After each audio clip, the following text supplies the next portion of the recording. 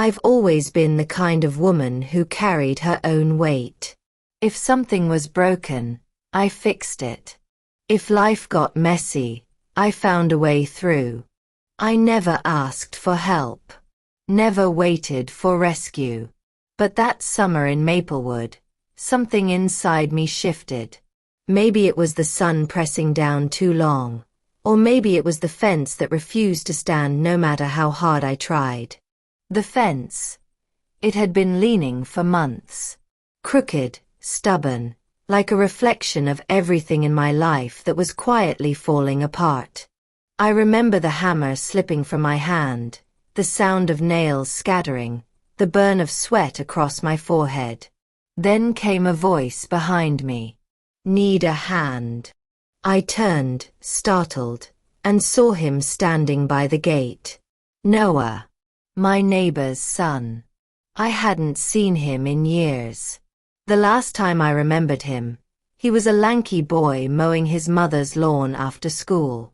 But the man before me was different. Taller, broader, confident. His hair fell messily across his forehead, and the sunlight caught the hint of a smile that was both kind and unsettling. I stammered something about being fine, but Noah only tilted his head, amused. It looks like that fencer's one good wind away from collapse, he said. And before I could protest, he was already beside me, setting down a toolbox that looked heavier than I could lift. I should have said no. I should have insisted I could handle it. But there was something about the quiet assurance in his voice, the steadiness of his hands, that made me step aside. He worked quickly, carefully, like he'd done this 100 times before. Every movement was deliberate. Every sound of the hammer striking would echoed against the stillness between us. And I watched him. I shouldn't have, but I did. There was focus in the way his brow furrowed, grace in the strength of his arms, and something unspoken lingering in the air. I caught myself staring too long, lost in thoughts I didn't recognize. I shook them off, told myself not to be ridiculous. He was just helping, just being kind. Still, the air felt heavier. We talked as he worked. Small talk at first. Jokes about how stubborn the panels were. He teased me for my crooked repairs. I laughed, surprised at how easy it felt. I hadn't laughed like that in a long time. When he finished, the fence stood tall again. Strong. Straight. Whole. Good as new, he said with a proud grin. I smiled back. You really saved me today. He shrugged. Any time. And just like that, he was gone. But something in me stayed with him. That night, I looked out my window and saw him in his yard. The porch light cast a warm glow around him as he worked on his old truck. There was something peaceful in watching him, though I'd never admit it to myself. I told myself it was harmless, just a neighborly curiosity. But my heart knew better. Days passed, and somehow, Noah always seemed to be there. Fixing something. Walking his dog. Carrying groceries for his mother. Each time our paths crossed, I felt that strange pull again, gentle but undeniable. He had a way of making me feel seen, as if I wasn't just another face in a quiet neighborhood. One evening, the light on my porch went out. I dragged out a chair to replace the bulb, grumbling under my breath. And then, as if summoned by fate, he appeared again. You'll hurt yourself doing that, he said, stepping closer with a flashlight in hand. I can manage, I replied, though my voice sounded less certain than I intended. But he only smiled and took the ladder from me. Let me. I stood beneath him, watching as he reached up to twist the bulb. The soft light flickered, then glowed bright again, washing his face in a golden warmth. When he looked down at me and smiled, something inside me cracked open. It was small, fleeting, but it was real. "Thank you," I whispered.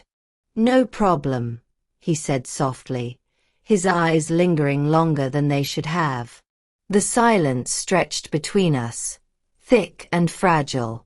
I broke it before it could swallow me whole. "Why do you keep helping me, Noah?" He paused. I could see the answer forming before he spoke it. "Because I want to." His voice was calm, but the truth in it was louder than anything I'd heard in years. That night, I couldn't sleep.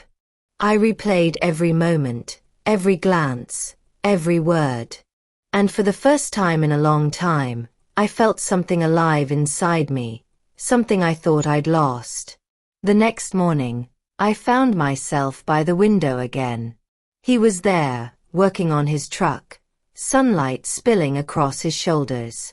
I told myself I wasn't watching, but I was.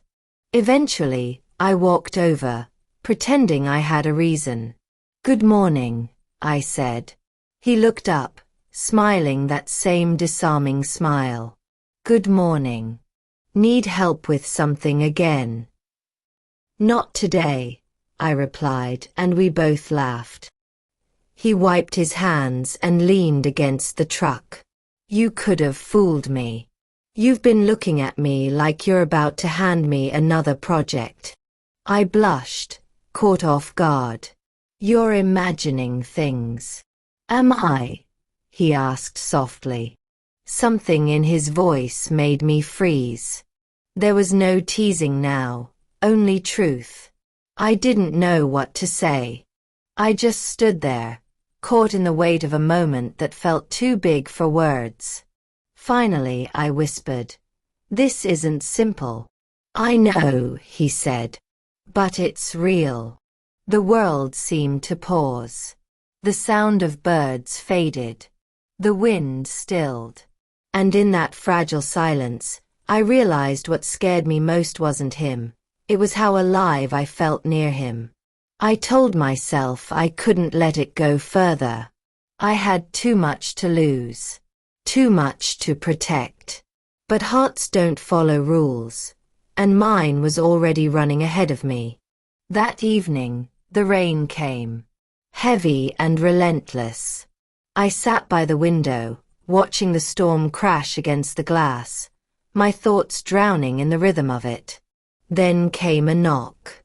When I opened the door, there he was, soaked from head to toe, breathless, eyes wild with something unspoken.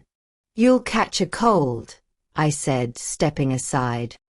He walked in without a word, his presence filling the small space. The room felt smaller with him in it, the air thicker.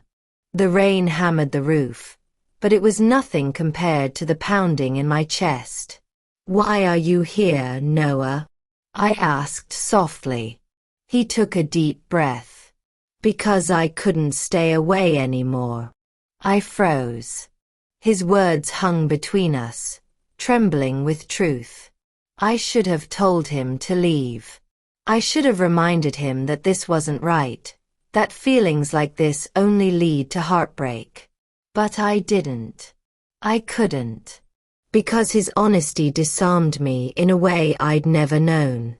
He stepped closer, his voice lower now. "You don't have to say anything. I just needed you to know." And then he stopped. He didn't touch me, didn't reach for more. He just stood there, brave, open, waiting. I wanted to say something, anything, but all that came out was a shaky breath. And in that silence, everything changed. That night, after he left, I sat by the window again. The storm outside had softened, but the one inside me had only just begun. I thought about how fragile life could be. How the heart, no matter how carefully guarded, will always find its own way to break free. And maybe that's what love really is. Not the perfect ending, but the courage to feel again after believing you never could. Because Noah didn't just fix a fence that summer. He fixed something in me. Tell me, have you ever met someone who reminded you that your heart was still capable of feeling? That maybe love doesn't always come when it's convenient, but when you need it most. If you felt something in this story, don't forget to like, share, subscribe, and turn on the notification bell so you never miss another story that speaks to the heart. Until next time, this is Lila, signing off.